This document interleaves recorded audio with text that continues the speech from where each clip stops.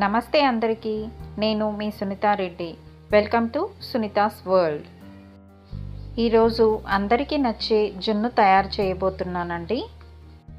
ఇది ఇన్స్టెంట్గా చేసే జున్ను కాదండి, గేదె పాలతో తయారు చేస్తున్నాను.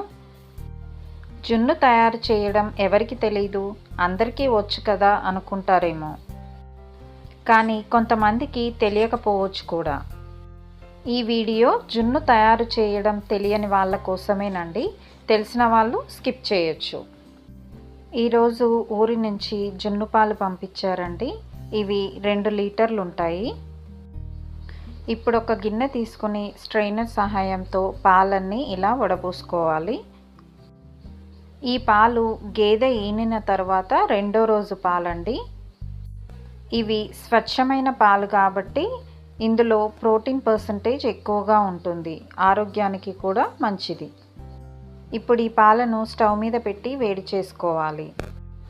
పాలు కొంచెం వేడెక్కిన దగ్గర నుంచి మధ్య మధ్యలో స్పూన్తో కలుపుతూ ఉండాలండి, ఎందుకంటే ఈ జున్ను పాలు అడుగంటుతూ ఉంటాయండి. చూడండి, పాలు సగం విరిగిపోయాయి. అలాగే మధ్య మధ్యలో కలుపుతూ మరగనివ్వాలి. సుమారుగా పాలు విరిగి జున్ను రెడీ అవ్వడానికి 5 to 10 minutes టైం పడుతుందండి. ఇలా పాలన్నీ విరిగి జున్ను సపరేట్గా, వాటర్ సపరేట్గా అయిపోతుంది. చూడండి, దాదాపుగా అంతా పాలన్నీ విరిగిపోయాయి. వాటర్ ఇలా సపరేట్గా అయిపోవాలి. చూడండి, జున్ను కూడా చాలా చక్కగా రెడీ అయిపోయింది. చాలా ఎక్కువగానే వచ్చిందండి.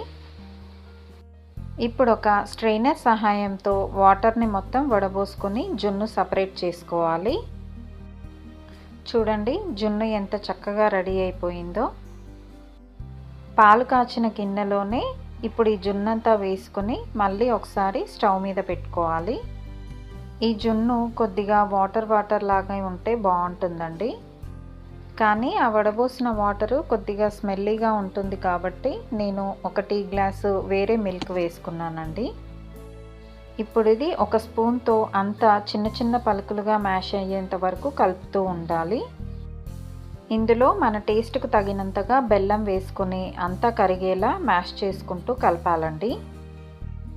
షుగర్ అయినా వేసుకోవచ్చు, కానీ బెల్లం హెల్త్కి మంచిది కాబట్టి నేనైతే బెల్లం వేశాను. మీకు షుగర్ ఇష్టమైతే షుగర్ వేసుకోండి. బెల్లం అంతా కరిగేలా బాగా మ్యాష్ చేస్తూ కలపాలండి. ఇలా చిన్న చిన్న పలుకులుగా మ్యాష్ చేయడం వల్ల దీని టేస్ట్ కొంచెం కలాకండ్ టైప్లో వస్తుందండి. తినేటప్పుడు మనకు కలాకండ్ తిన్న ఫీలింగ్ వస్తుంది. ఇది ఇలా కలుపుతూనే ఉడికించుకోవాలండి, ఎందుకంటే అలా వదిలేస్తే అడుగంటిపోతుంది. చూడండి, ఇప్పుడు బెల్లం అంతా కలిసిపోయింది. ఇలాగే ఒక 5 minutes వరకు కలుపుతూ ఉడికించాలండి, అప్పుడే జున్ను టేస్టీగా వస్తుంది. చూడండి, జున్ను రెడీ అయిపోయిందండి. ఇక స్టవ్ ఆఫ్ చేసి గిన్నెను కిందికి దించుకోవాలి. ఇప్పుడు ఇందులో ఫ్లేవర్ కోసం ముందుగానే పౌడర్ చేసి పెట్టుకున్న మిరియాలు, ఇలాచి, షుగర్ పౌడర్ను 1 స్పూన్ వేసి కలుపుకోవాలండి. ఇందులో మిరియాల ఫ్లేవర్ చాలా బాగుంటుంది, మీకు నచ్చకపోతే స్కిప్ చేయొచ్చు. ఇప్పుడు ఇది ఒక సర్వింగ్ బౌల్లోకి సర్వ్ చేసుకుందాం. ఎంతో టేస్టీ అయిన స్వచ్ఛమైన గేదె పాలతో జున్ను తయారైపోయిందండి. మీరు కూడా ఒకసారి ఈ స్టైల్లో తయారు చేయండి, మీకు కూడా నచ్చుతుంది. ఈ వీడియో మీకు నచ్చితే లైక్ చేయండి, షేర్ చేయండి. ఇలాంటి మరిన్ని వీడియోల కోసం ఇప్పుడే మన ఛానల్ని సబ్స్క్రైబ్ చేసుకోండి. Thank you for watching.